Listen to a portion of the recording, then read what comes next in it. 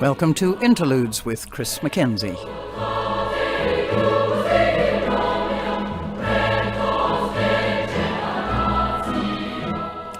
And we have once again Terry Donovan, or Terence, I think. Terence is a very nice name, you know. Yeah, it is. Terry's a bit sort of, you know, well, it's ho-hum, but buddy. Terence sort of is rather grand. Well, it's my name. Yeah, So and that's Donovan. great.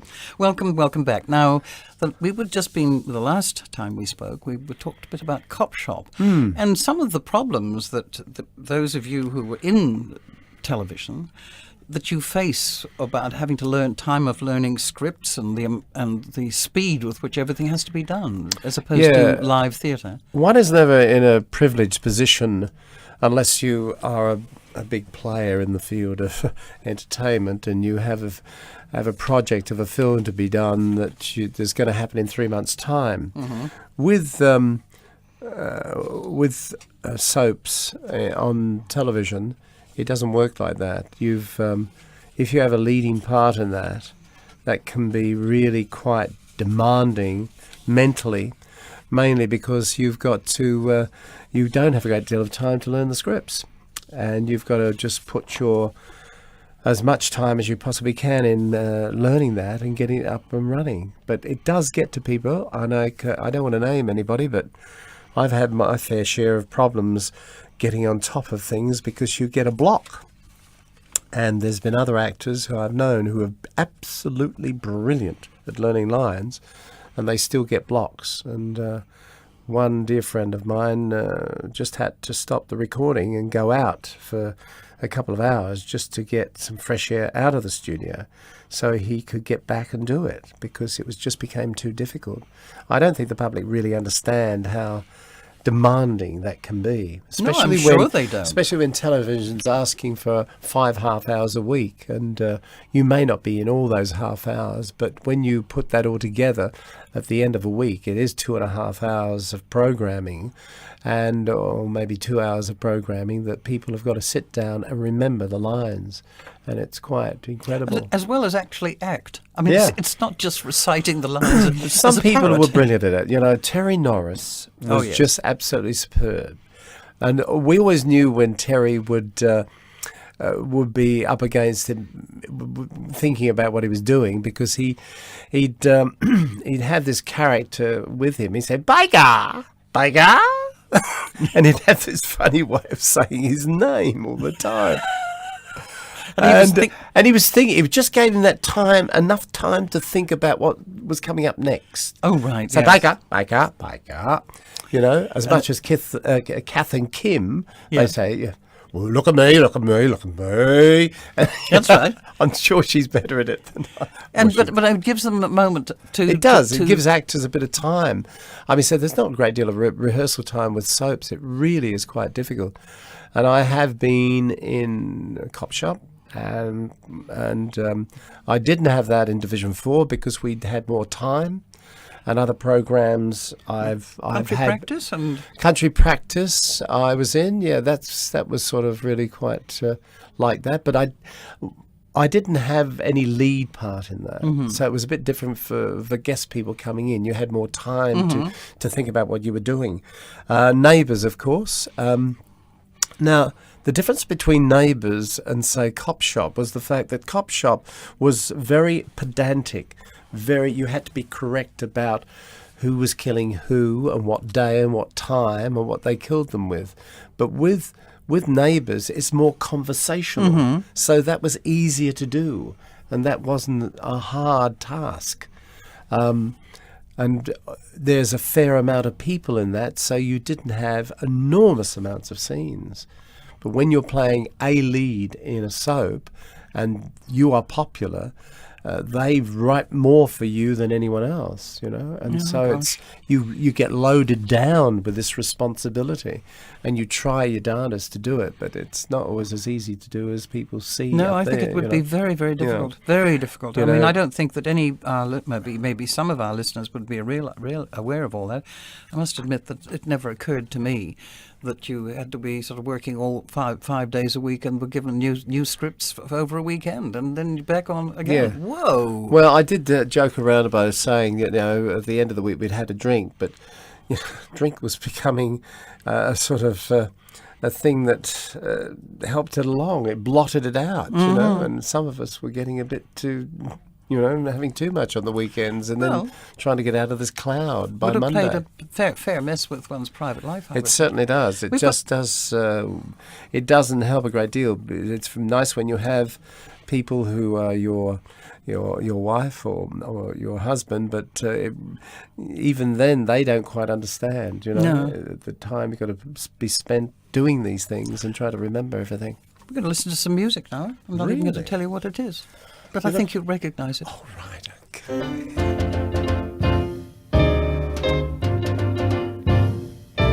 A fine romance with no kisses.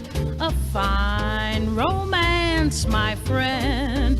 This is, we should be like a couple of hot tomatoes, but you're as cold as yesterday's mashed potatoes. A fine romance you won't nestle. A fine romance you won't wrestle. I might as well play bridge with my old maid aunts. I haven't got a chance. This is a fine romance. It's a fine romance with no kisses. A fine romance, my friend. This is, we two should be like clams in a dish of chowder.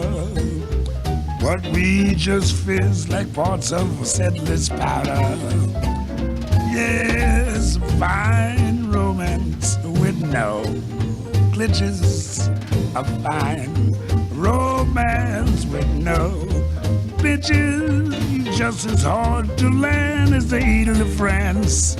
I haven't got a chance. This is a fine romance.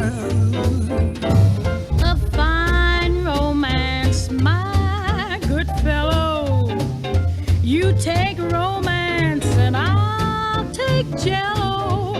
You're calmer than the seals in the Arctic Ocean. At least they flap their fins to express emotion. A fine romance with no quarrels, with no insults at all morals. I've never mussed the crease in your blue serge pants. I never get the chance. This is a fine romance. Yes, a fine romance, my dear judges. Two old fogies who need crutches. True love should have the thrills that a healthy crime has. Oh, we don't have the thrills that the march of time has. But I'm a fine romance, my good woman. My strong age in the wood. Woman, you never give the orchids a center glance. No, you like cactus plants. This is a fine romance. A fine romance, my dear Duchess. Two old fogies who need crutches. True love should have the thrills that a healthy crime has.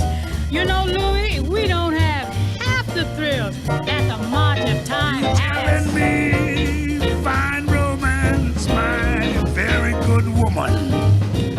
My strong age in the world, woman. You never give the orchids a center glance. Yes. No, I prefer cactus plants. This is a fine romance.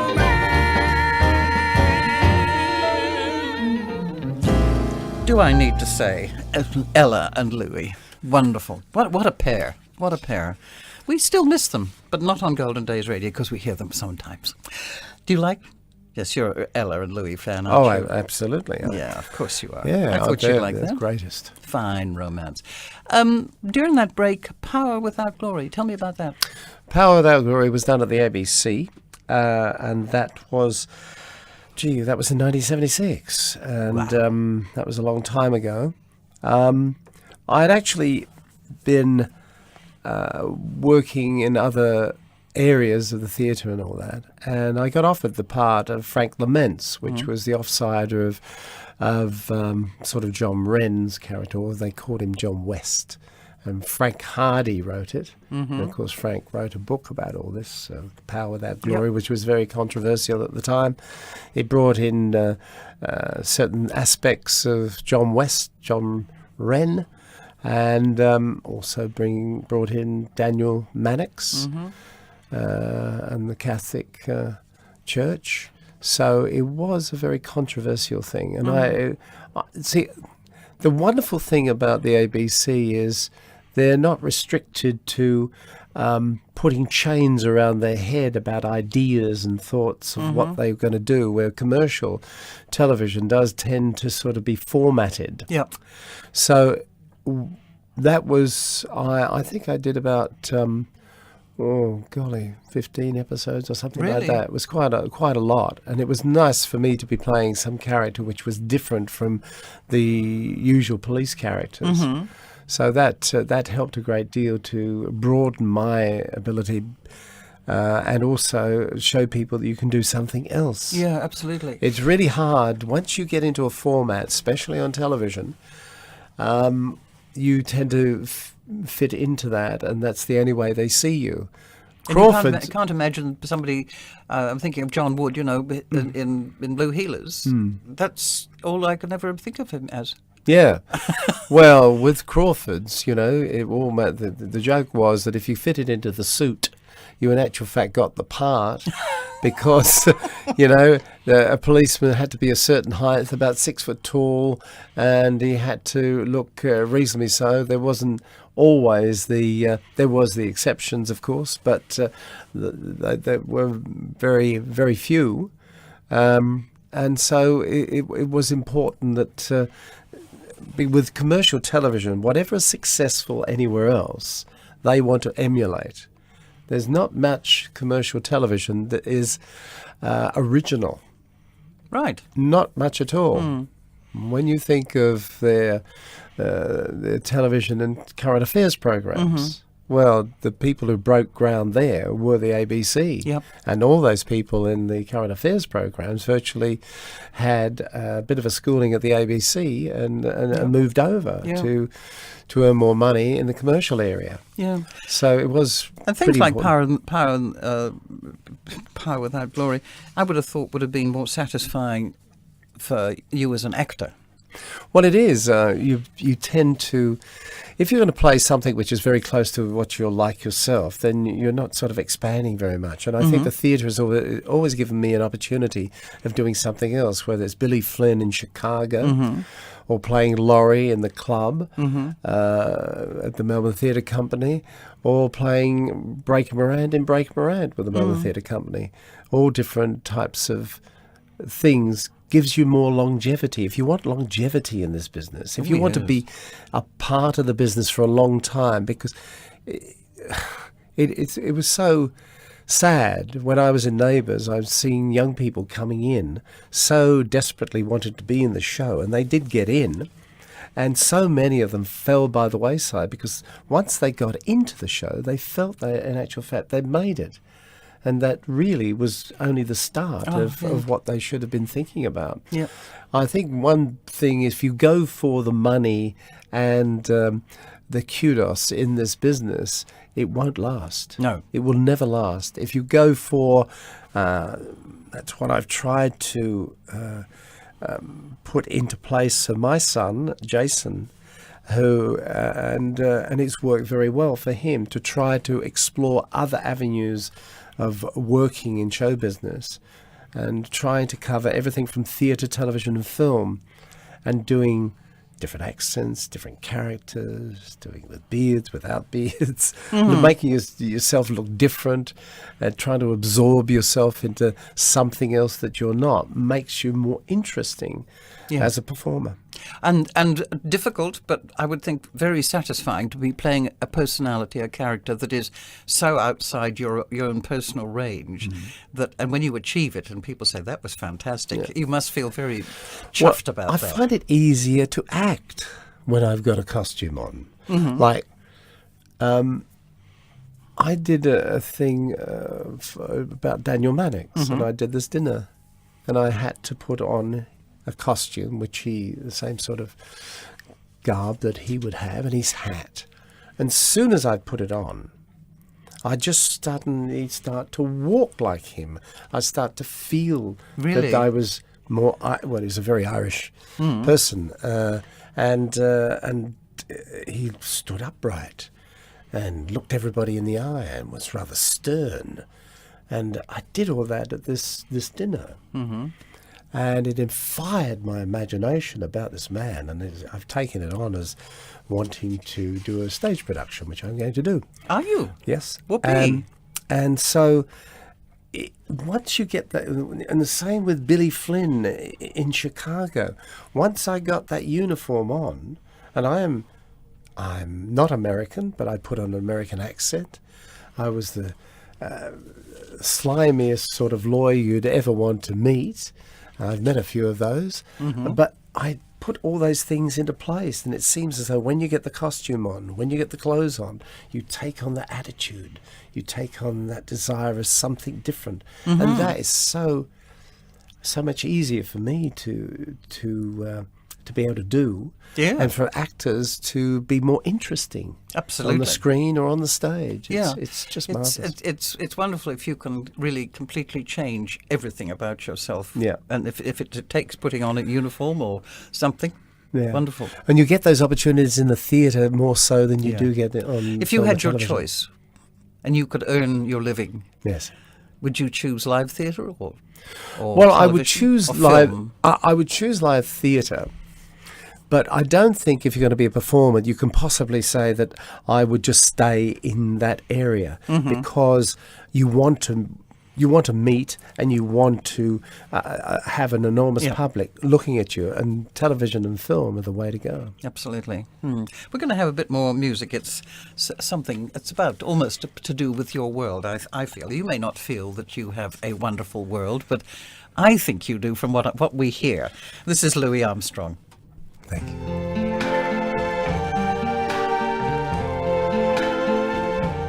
I see trees of green, red roses too.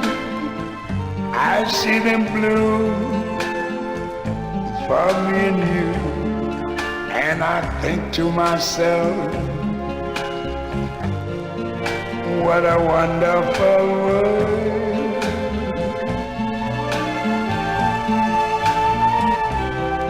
I see skies of blue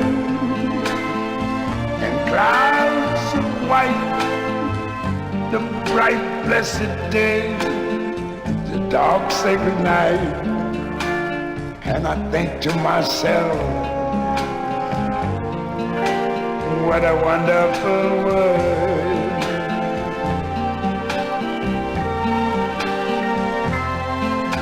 The colors of the rainbow, so pretty in the sky, are also on the faces of people going by. I see friends shaking hands, saying, how do you do? They're really saying, I love you. I hear babies cry, I watch them grow. They'll learn much more than I'll ever know. And I think to myself, what a wonderful world. Yes, I think to myself, what a wonderful world.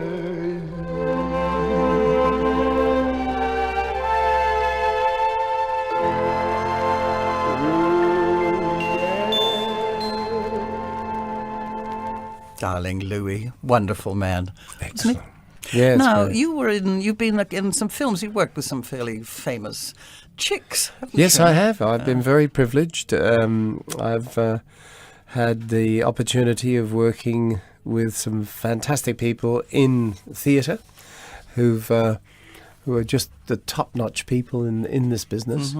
In the film side of things, I've had that opportunity too. I did a film for television, actually. John Digan directed it and wrote it. And I played the father of Nicole Kidman in that. Really? So Nicole it was before, Hollywood and everything like this, So it's just amazing what's happened to her now. Absolutely, isn't it? But, you could always see with Nicole that she was always terribly focused. She's sort of very on the ball in what she was doing, and the energy was coming out, and she absorbed herself in the characters she was playing. And this was one of those times, and I just think it's marvellous what she's done. What was it? Can you It remember was the called name? Stopwatch. Stopwatch. It's called Stopwatch. I think they changed the name of it. It was in the Winners series for television, and we did that. That was really very delightful to do. It's really nice for actors to go around and do a little bit, 2 or 3 weeks in something and then go on to do something else. It's really quite nice. Lovely. But I had quite a few other films that I did. Yeah. I must tell you a secret about the films. I died in a lot of them. Oh dear, oh dear. It's a Getting of Wisdom, which was Bruce Beresford directed. I played the uncle. He passed away. The Money Movers, I played a character called Eric in that with Brian Brown, and that was done by Bruce Beresford too. I got shot and killed in that. Breaking Miranda, I played Captain Hunt, and Bruce Beresford directed that. Thank you, Bruce. Thank you. I got cut up by the Boers. Oh, that's Yeah. right. And then in Man from Snowy River, a log fell on me. And that was, I had a lot of that happening to me. Poor baby. I was probably a very good body. Dyer. I think you But I did did it have very some well. other... I did actually get the girl in Winds of Jarrah, which didn't go anywhere as a film, but I was pleased about the money because they did pay me. I was so pleased. Winds of Jarrah. Winds of Jarrah, it was called. And Are then, we ever going to hear about it again? do you No, think? probably Oh, not. okay. It's gone to gone. Then there was a film called Emma's War. Now, a woman called Clytie Jessup wrote it and also directed it. And I had a privilege of working with an American actress called Lee Remick. Well, yes. And she was a delight. Absolutely. Not only a fantastic actress, and her career goes deeply into the theatre. Yes. Deeply. And she was a great singer too. And she came over to do this small budget film, which was called Emma's War, and we did that together. The character I played was her husband who came back from the Second World War and minus a leg. He came back with only one leg, and I had that strapped up and was on crutches a lot. When I got back, the character, both our characters were, well, at least my character was very, very nervous about meeting up with my wife again. And of course, we had a bedroom scene. Now, to do this bedroom scene, what they usually do is they have the bed and they cut a hole in the bed. You put your leg through and the one leg is exposed so that when the sheet goes over, it looks as though you've only got one leg. Now, what happened actually, they didn't do that. So I had to do this love scene with one of my legs hanging out the side of the bed. Lee Remick had to jump on me, which she did. And I can't tell you, she was the most beautiful woman I'd ever seen. She was so well equipped, beautiful eyes, lovely body. Yes. Well, she did. And I kept slipping out from under her. And now Lee Remick has worked with Gregory Peck, Jack Lemmon, and she said, Terry, you're the only leading man that's ever slipped out from under me. And I had a delightful time with her and her husband. They were just such wonderful, wonderful people. How about, when was that, more or less? Oh, well, that was in 1984. Right. Okay. 1984. Yeah. I've just written 1884. I feel like I was born in 1884 sometimes. Listen, we're going to have to finalise. Yeah. This is very sad. Oh, it is. But I shall cry buckets. oh, well. But we'll talk again. I'm We'll sure. talk again for sure. I will We'll look forward get to it. together, Christine. That'd be wonderful. Actually, you can sit on my knee next time. Oh, dear. Moving right along there.